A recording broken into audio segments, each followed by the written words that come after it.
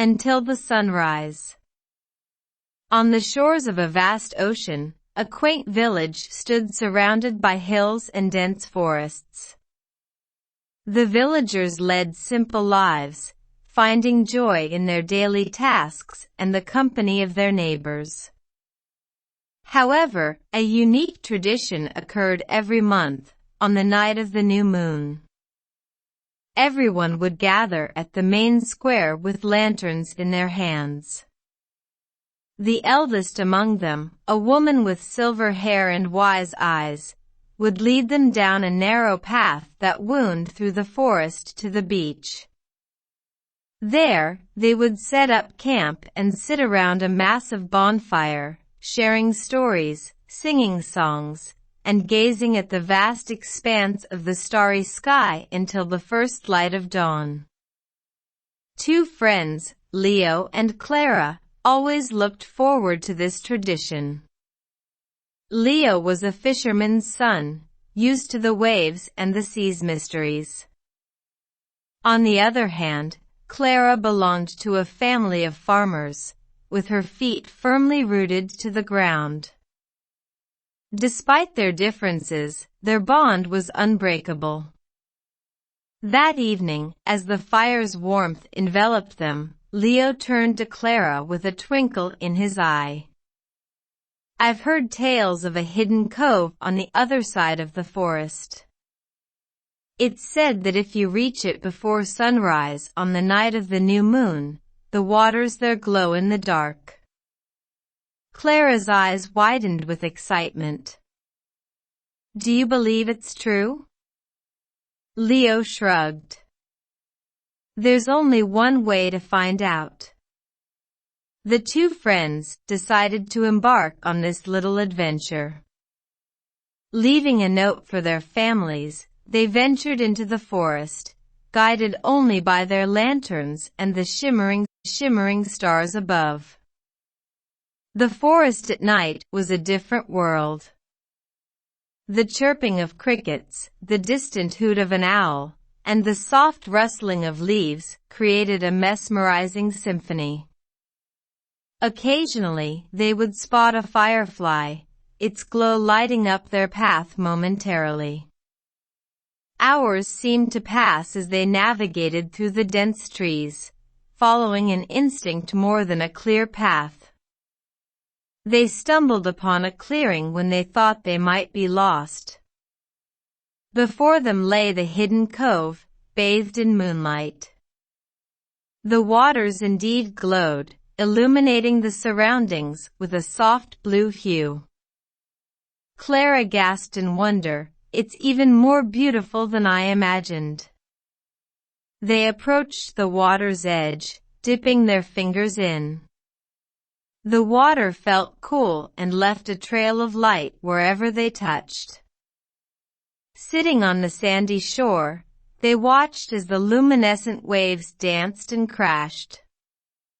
The night wore on, and the two friends chatted, laughed, and even had a playful water fight. The magical glow surrounded them, making the night feel otherworldly. But a panic set in as the horizon began to show the first signs of dawn. They had lost track of time and had quite a journey ahead to return to the village before sunrise. Grabbing their lanterns, they began their trek back, moving as swiftly as their tired legs would allow. Occasionally, they'd catch glimpses of the approaching daylight, urging them to move faster.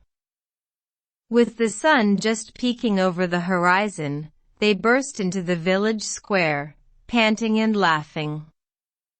The villagers, who had started to worry, cheered upon seeing them. The two friends had experienced a night like no other, full of magic, wonder, and a bit of mischief. And while the sun signaled the end of their adventure, in their hearts, they knew it was just the beginning of many more to come. Good for everyone. The forest was always alive with chatter and activity. Birds whistled their tunes, animals scampered about, and the trees stood tall and proud, watching over the entire woodland community. Every creature, big or small, had a role in this lush ecosystem. In one particular corner of the forest stood an old apple tree. Its branches were heavy with bright red apples that sparkled in the sunlight. Beneath its shade, various animals would come to rest, seeking solace from the sun or just a moment of peace. One day, a rabbit named Finn came hopping to the tree with an idea. "Why don't we have a forest feast? With all these apples, we can invite everyone and share." A squirrel named Lucy, who was nibbling on a nut nearby, perked up at the suggestion. "That sounds like a great idea. But how do we make it good for everyone? After all, not every creature in the forest eats apples." Finn tapped a paw to his chin, pondering the challenge. "We could turn these apples into different things. Some animals might like apple slices, some prefer apple juice, and some enjoy an apple pie." Lucy clapped her tiny hands with excitement.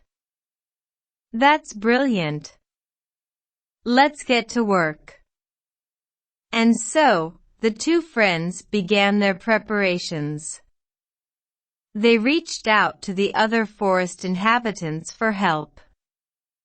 The birds were tasked with sending out invitations, the ants with setting up the venue, and the foxes with gathering other ingredients for the feast. The day of the feast finally arrived, and the forest was buzzing with anticipation. Beneath the old apple tree, a long table was set, laden with apple treats. There were apple slices, pies, juices, and even apple jam. As the animals gathered around, Finn stood up to make an announcement. "Dear friends, today is a day of celebration and sharing. We've prepared a variety of treats to cater to everyone's tastes. But remember, it's not just about the food. It's about coming together as a community." The feast began, and there was much merriment. The deer enjoyed the fresh apple slices, the hedgehogs relished the apple pies, and the birds happily sipped on the apple juice.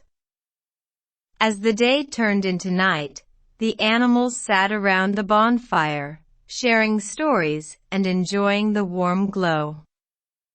Lucy turned to Finn, her eyes shining with gratitude. "Thank you for this idea. Today was truly special." Finn smiled, his heart full.